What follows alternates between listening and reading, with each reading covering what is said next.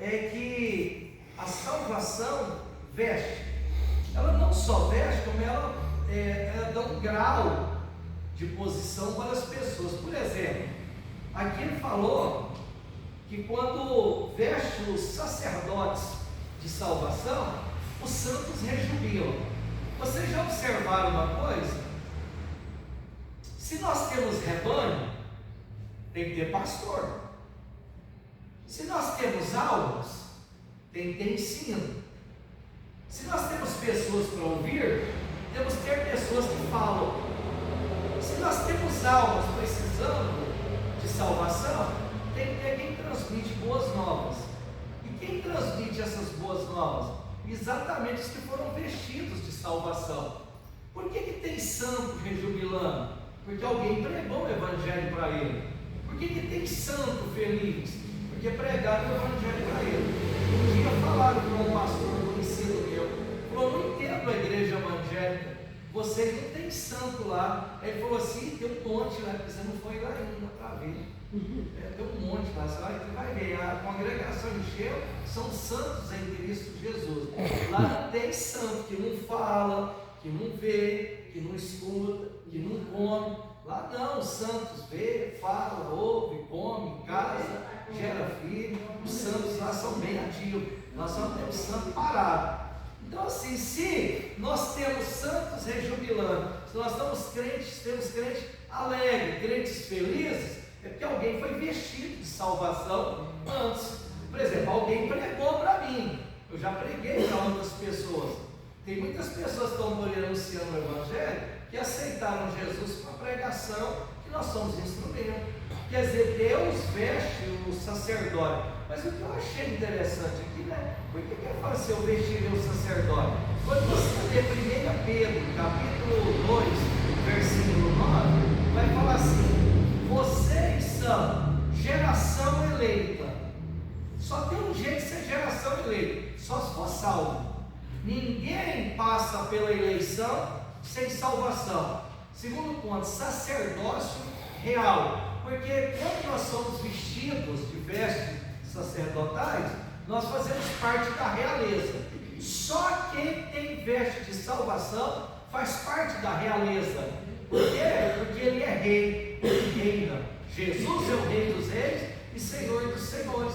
Então esse sacerdócio real, nós fazemos parte agora da realeza celestial, nação santa. Interessante, né? Lá em Provérbios fala assim, que tem uma nação que é problemática. Qual é a nação mais problemática da Bíblia? É uma geração que são pura aos seus próprios olhos. Nós estamos vivendo um problema seríssimo hoje. É uma geração pura aos seus próprios olhos. Por isso que o sacerdote tem que estar vestido de salvação para ganhar esse povo. Por quê? Todo homossexual agora é crente. Toda lésbica agora é crente. Não, meu Deus, é maravilhoso.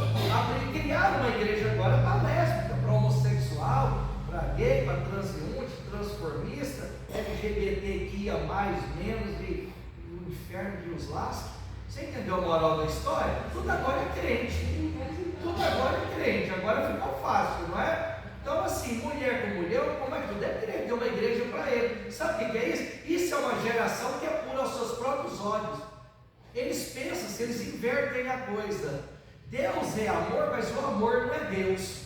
Por que eles invertem? Por que Deus é amor? Quem ama, corrige. Quem ama, disciplina. A Bíblia diz: leais são as feridas feitas por quem ama. Eu lembro que o meu pai e a minha mãe, eu apanhei muito quando era menino. Eu apanhei mais que mala velha para tirar a poeira antes da viagem. Eu apanhava de manhã, eu apanhava na hora do almoço, eu apanhava de tarde, eu apanhava para dormir, apanhava para levantar. Um dia meus alunos perguntaram na faculdade: professor, por que o senhor apanhava? O senhor era custoso? Eu falei: não, eu era uma criança além do meu tempo, eu era mal compreendido. Então o senhor não era custoso. Eu fui adiantado no tempo, meus pais não entendiam isso, mas apanhava. Só que tem uma coisa, valeu a pena, porque meus pais me ensinaram a respeitar as pessoas. O respeito cabe em qualquer lugar. Meus pais me ensinaram a andar com pessoas melhores que a gente, para a gente ser alguém melhor. Meu pai, se visse eu andando em má companhia, não falava nada não. Ele esperava eu chegar em casa. Aí quando eu chegava em casa, meu pai falava assim, Julinho, vem cá. Minha mãe falava, já vou preparar a cebola de sal para colocar nas costas de Julinho. Aí o pau quebrava, né? Apanhava mesmo. Não era essa surrinha de só encostar não. Naquela época não tinha esse negócio de conselho tutelar, né? Por exemplo, hoje tem a vara da infância e da juventude. Na minha época era a vara da goiaba, era a vara de miroró. Vara de miroró, quanto mais a gente apanha, mais macia a vara fica, que não quebra não. Aquilo ali, eu vou falar uma coisa, o Ministério da Saúde adverte. Vara de miroró faz mal ao ombro. Aquilo era terrível, né? E a gente apanhava muito. Mas graças a Deus que isso foi bom. Agora, por que o papai fez isso comigo? Porque amava. E aí que está o segredo. Lá em Hebreus fala assim: todo aquele que está sem disciplina é bastardo. Bastardo é filho sem pai. Mas se vocês têm disciplina, vocês não são bastardos, vocês são filhos. Então essas pessoas que não aceitam disciplina, são puras aos seus próprios olhos, inveja. Deus é amor, é meu amor, não é Deus. O que é transformar o amor em Deus? É um amar o pecado. Eu transformo o amor em Deus, o amor vira Deus, porque eu transformei o amor no amor ao pecado. Ah não, a igreja é para aceitar as pessoas como elas são. Olha só, receber as pessoas como elas são é uma coisa, agora amar o pecado é outra. Eu não posso, a igreja de Jesus, ela não é inclusiva, não, de jeito nenhum. A igreja de Jesus não é inclusiva. Por que ela não é inclusiva? Porque quem vem homossexual tem que converter, a lésbica vem, tem que converter, o adúltero vem, tem que converter. Por que eles deram o nome de igreja inclusiva? Em Bíblia, eles têm uma Bíblia só para eles. A Bíblia inclusiva é Romanos 1 mesmo, tem que tirar aquelas partes que os homens inflamarão com homens, né? Não deitará com animal, homem com homem, mulher com mulher. Isso aí não tem na Bíblia deles, é uma Bíblia só para eles. Então isso aí é inclusivo. Nós não temos uma igreja inclusiva, nós temos uma igreja exclusiva. É a única noiva de Cristo na face da terra. Então a gente tem que ter cuidado. E qual é a armadilha dessa geração que é pura aos seus próprios olhos? A armadilha é: quem ama, respeita. Aí o canal de televisão está falando isso, dia e noite. Quem ama, respeita. Quem ama, respeita. Gente, quem ama, respeita o que é sério. Quem ama, respeita o que é honesto. Quem ama, respeita o que está certo. Quem ama, respeita o que é direito. Agora, quem ama, não respeita coisas erradas. Eu lembro, se a gente chegasse com qualquer coisa em casa e a gente não falasse para o papai de onde trouxe aquilo, se apanhava até lembrar de onde aquilo veio. E se falasse: eu ganhei de um colega, aí você tomava uma surra, né? Aí levava lá no coleguinha, né? Aí o coleguinha falou: não, foi eu que dei. Aí você perguntou para o seu pai se podia dar isso para ele? Não, perguntei não. Aí ia saber, o pai não tinha autorizado, ele tomava outra surra. Então era complicada a situação. Mas por que o papai fazia isso? Porque o papai amava, o papai só respeitava as coisas que estavam certas. E assim, foi muito bom isso, porque quando o papai faleceu nos meus braços.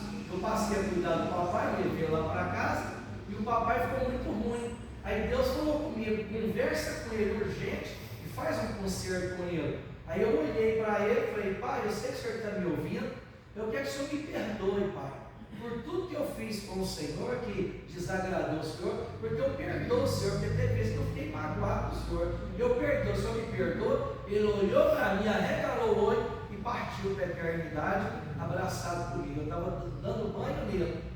Aí eu falei, aí eu estava tentando no meu braço, eu levei ele para o quarto, coloquei o espelho na boca dele, né? Aí não embaçou mais o espelho. Falei: o fôlego de vida não está mais aqui. Então o pessoal só não veio, levou para o hospital, o papai partiu para a eternidade. Mas é interessante, né? Quando eu era criança, eu lembro que eu furei o pé uma vez, eu não podia caminhar. E o papai comigo no braço, e o médico falou: você tem que dar um remédio pelo jeito, chama salsa parrilha e manacá. Eu falei: por que você guardou esse nome? O papai estava comigo no braço, foi repetindo isso no meu ouvido até chegar no lugar que tinha um remédio e falou o nome do remédio para não esquecer. Isso é amor, gente. Isso é amor. E Deus me deu a graça do papai partir nos meus braços. E eu fiquei com raiva, ele me bateu, eu falei, pai, eu agradeço o senhor. E falei assim, pai, a única coisa que eu acho ruim foi as cintadas e as varadas que o senhor errou. Porque se o senhor tivesse acertado todas, talvez eu seria alguém muito melhor hoje do que eu tenho sido. E pronto, graças a Deus por isso. Isso sim é amor. Então, Deus é amor, é porque Deus disciplina. Aquele que Deus ama, Deus corrige. Agora, quem não aceita disciplina é uma geração pura aos seus próprios olhos. E a nação, que é a igreja, essa não, essa é pura aos olhos de Deus. Por isso ela é nação santa. É Deus que santifica a igreja. Os crentes aceitam a disciplina. Então, esse texto de 1 Pedro 2,9, o que eu acho ele muito rico é que você tem uma geração eleita, um sacerdócio real, uma nação santa e um povo exclusivo de Deus. Não inclusivo, exclusivo. Porque inclusivo aceita tudo. Aceitam tudo. Ainda para acabar de piorar a situação, criaram agora a igreja naturalista. Todo mundo vai nu. Lá não pode usar roupa. E essa igreja está crescendo muito. Porque diz que estão voltando ao paraíso, né? Aí eu falei, eu quero ver como é que eles vão fazer para se virar com a cobra, né? Porque no paraíso teve uma cobra e deu problema, né? Então eu falei, aí está o problema. Tudo lá. Eles chegam lá, por exemplo, na Madureira antigamente pendurava o chapéu, né? Eles chegam lá, as mulheres tiram a roupa, tudo e pendura lá e vai para o culto. Todo mundo peladão lá. Eles estão fazendo tudo ao contrário. O que Deus fez? Não vestiu o homem? Eles colocou folha de figueira, ele falou, não, você está bonito, vamos fazer uma roupa que presta. Deus vestiu o povo, né? Agora o pecado vai fazer tirar a roupa de novo. Todo mundo lá cultuando e a revista tirou foto, saiu uma revista nacional, né? Na Veja, na época, saiu a matéria, né? Igreja naturalista, são igrejas inclusivas. Então a igreja de Jesus, ela não é inclusiva.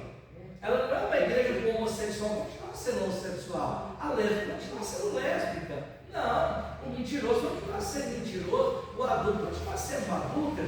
Não, o efeminado continua sendo efeminado. O naturalista continua peladão lá. Não, aceitou Jesus, pode tratar de vestir roupa, porque aqui não vai fluir. Eles vão ter que vir vestido. Então esse é o problema que nós estamos tendo. Então a igreja de Jesus ela é exclusiva, não inclusiva. Agora, para que todo esse povo, sacerdócio real, nação eleita, para anunciar as grandezas daquele que nos chamou das trevas para a sua maravilhosa luz. O que aconteceu?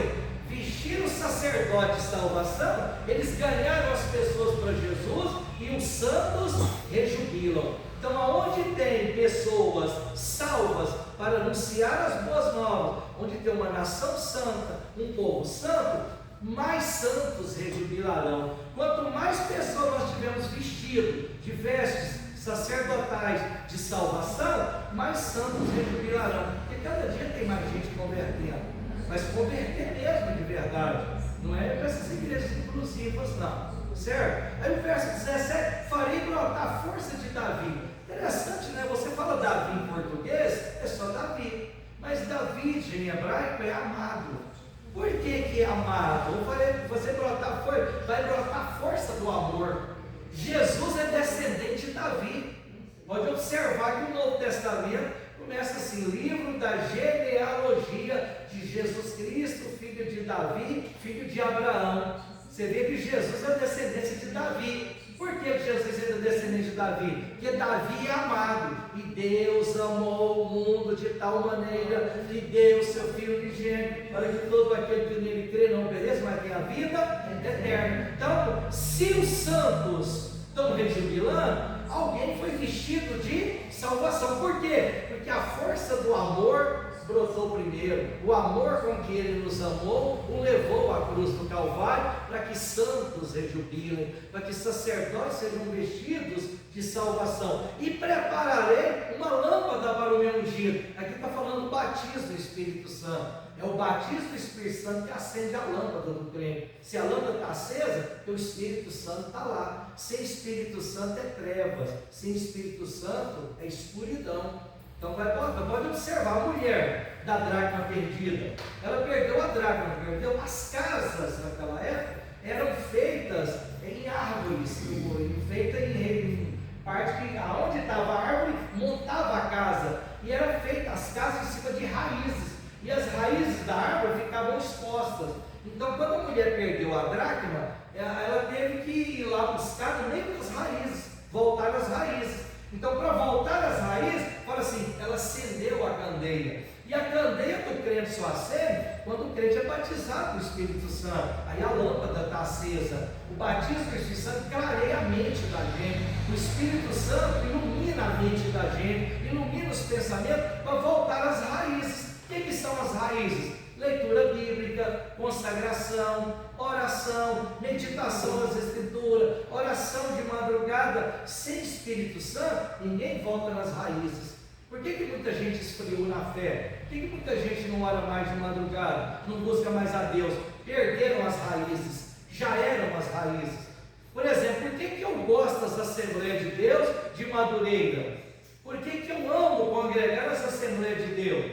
Você pode chegar agora, eu estive andando agora nas nossas congregações e observando uma coisa. Eu fui em várias congregações nossas pela manhã, a pedido da nossa diretoria. E eu chego lá, as irmãs estão orando, o povo está orando. Quer dizer, o que são raízes? Que essa Assembleia de Deus, ela nasceu com o batismo do Espírito Santo. Ela nasceu no fogo e prevalece até hoje. A lição de domingo vai ser sobre o movimento pentecostal, Assembleia de Deus, e lá vai mostrar que nasceu um chama acesa, um candeia acesa, um crente de joelho orando. Se perder essas raízes, acabou. Família perdeu essas raízes, perdeu a família, certo? E o último verso para encerrar: vestirei seus inimigos de confusão. Isso é juízo. Você pode observar que quem está debaixo da graça, ele não vive confuso. O que causa confusão nas pessoas? Variedade de pensamentos na cabeça. O que deixa as pessoas confusas? Falta de conhecimento da Escritura. Quando tem um bom trânsito nas Escrituras, quando você tem um bom trânsito na palavra, você tem uma boa orientação bíblica. Quando você tem uma boa orientação bíblica, você não tem confusão de pensamento, porque você sabe o que tem que fazer, o que é certo, o que é errado. Então, ou seja, o que traz confusão ao mundo, eles não têm o conhecimento que você tem, eles não têm a graça que você tem, não tem o Espírito que nós temos. É isso que causa confusão. O inimigo sempre será vestido de confusão. Vocês podem observar, o tanto do inimigo é confuso. Você já observou uma coisa tão interessante? Um colega meu roubaram a bicicleta dele. E ele não é evangélico, ele tem um irmão que é crente. Aí, moral da história: ele roubaram a bicicleta dele de manhã. 1h da tarde ele foi numa vidente, dessas mulheres que adivinham. E a mulher não falou, não estava na bicicleta. Ele foi lá e estava lá na bicicleta. Aí voltou para o irmão dele, que é evangélico, e falou assim: olha, eu achei, eu recuperei a bicicleta, e não sei se é evangélico para achar as coisas. Eu fui numa mulher que adivinha, ela contou. Ele falou: tá vendo como é que o diabo faz confusão? O inimigo só trocou de corpo. Você viu como é que o diabo é astuto? Falou para ele, né? De manhã ele entrou no ladrão e carregou sua bicicleta. 1h da tarde ele entrou na vidente e contou onde estava. E eu tenho certeza que na hora que a polícia pegou o ladrão para bater com a bicicleta, ele fugiu do caboclo e largou ele apanhando sozinho. Está vendo a confusão que ele faz? Então o ímpio sempre está confuso. O inimigo sempre está confuso. O crente não. O crente tem direção. Só para você ter uma ideia, quando o crente levanta pela manhã, vai escovar o dente e olha no espelho, sabe quem que ele vê no espelho? Alguém que está cumprindo a Escritura e o Salmo. O ímpio levanta de madrugada e come o pão da aflição. O justo, enquanto dormia, o Senhor já lhe preparou o seu pão. O crente já levanta de manhã, já olha no espelho, ele já vê um vencedor que está levantando para tomar posse de tudo que Deus preparou enquanto ele estava dormindo. Então não tem confusão para o crente em Cristo Jesus, porque ele já levanta sabendo que Deus preparou tudo. O caminho que ele vai trilhar, Deus já preparou. A bênção que é dele, Deus já preparou. As pessoas que não abençoaram, Deus já preparou. Tudo que é dele, Deus já preparou. Por isso que a gente não fica confuso. nós sabemos de onde viemos, sabemos para onde vamos e sabemos o que queremos. E para finalizar, mas sobre ele florescerá a sua coroa. Deus tem uma recompensa para o justo. Deus tem uma recompensa para quem foi vestido de salvação, para quem prega as boas novas, para quem intercede. Interessante que essa recompensa ela já começa aqui. Você quer coisa melhor do que você já levantar de manhã, sabendo que Deus já preparou alguma coisa para você? Você quer bênção maior do que você deitar e saber que você vai dormir em segurança, porque o Senhor te faz repousar em segurança? Você quer bênção maior de saber de que no mundo espiritual Deus já preparou anjos para amarrar os demônios, para poder limpar o seu caminho? Então a recompensa já começa aqui, e na eternidade uma coroa. Então são lições que esse texto, traz para a gente, né?